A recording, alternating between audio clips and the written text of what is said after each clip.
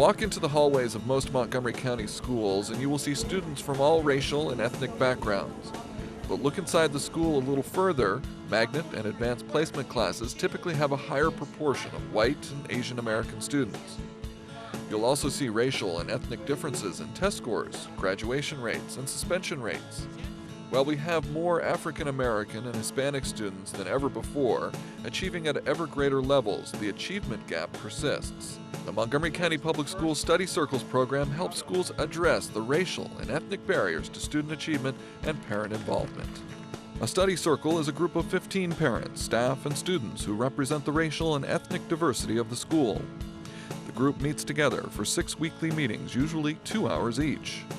2 trained facilitators and a discussion guide help the participants set ground rules, develop trust, learn about each other's cultures, and talk about the difficult issues that impact student achievement and parent involvement. Participants begin by talking about their own backgrounds and cultures. The facilitators then help them have honest and respectful conversations about their experiences and opinions on race, the school, and student achievement. In the final 2 sessions, participants find common ground on the barriers and create action steps for change. How important it was for parents to keep up expectations. You're not going to walk up to people and say, what do you think about race and student achievement in our school? The study circle process helps the schools by providing 2 facilitators and a discussion guide that walks people through a process that helps them build those relationships, understand each other, and develop action steps.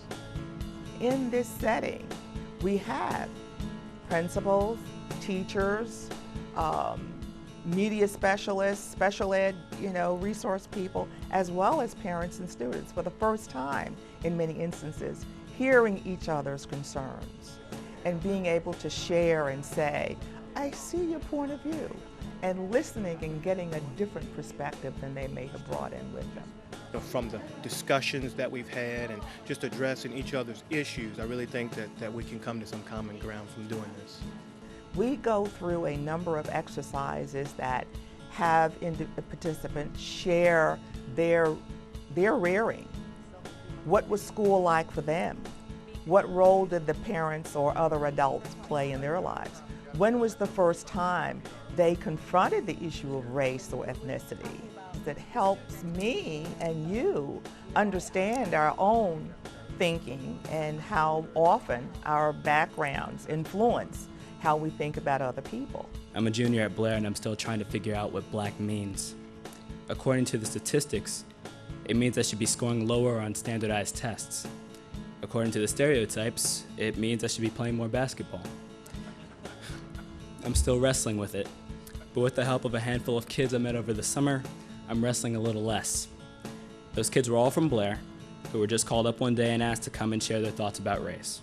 Together we were a study circle. Just follow my lead, everyone. Sometimes parents don't know that teachers want to talk to them and that it's okay for parents to come into the school. And sometimes teachers don't understand how to work with parents who are from different backgrounds than themselves. It is a wide, complex, dirty, and painful subject that needs to be talked to death, and that is exactly what we did. For 6 sessions, we talked about things we assume are paired together, like black and thug, white and smart, Hispanic and stupid, diverse and integrated.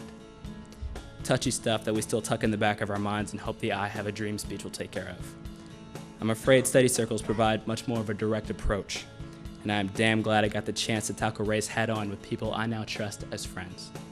Having parents, students, and staff members here to talk about the issues that come up in day-to-day operation of the school has been very beneficial for us. So it boils down to stopping the finger pointing, but saying we're in this together.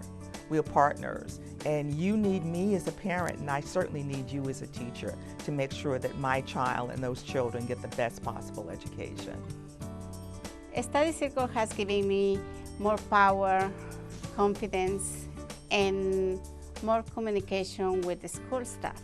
It's not a huge goal like, Well, I wasn't as aware of how the faculty really, got along and how they dealt with racial issues, because this is a very diverse school here at Kennedy. So I didn't really understand, how stressful it was for them, especially when there's this whole language barrier between a lot of the students and the teachers, and how hard it is for them to manage, as well as for me as a student. Closing the achievement gap is a huge issue, and this program has helped in the way that we understand how to support students better, because we understand that parents want to support students, teachers want to support students.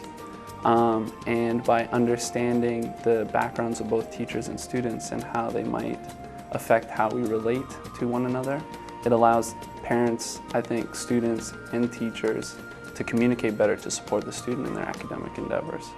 This is where I step down and say thank you. But when I say thank you, it won't be just for listening. It'll be for taking what you've learned today about study circles and supporting them through opening your own minds and talking about the issues that make us uncomfortable. That's where the real impact comes in. So thank you.